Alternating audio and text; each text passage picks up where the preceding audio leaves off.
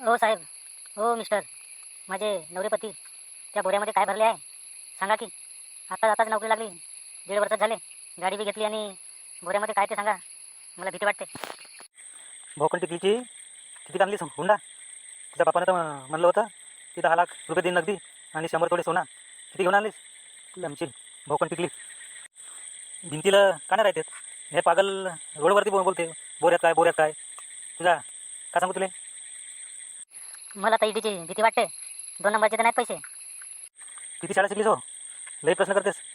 पहिलाच वेळेस माहेरून येऊन आली, नवीनपणामध्ये एवढा प्रश्न करून राहिली तर किती काशीला घेऊन जाशील मला. जा रे बाबा, मी तुझ्या वाटत जात नाही.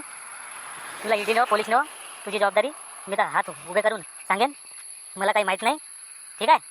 मला सांगा हो, जेव्हा नोकरीवर जॉईन होता तर एक प्रतिज्ञापत्र लिहून देते की मी कोणता भ्रष्टाचार करणार नाही, शासकीय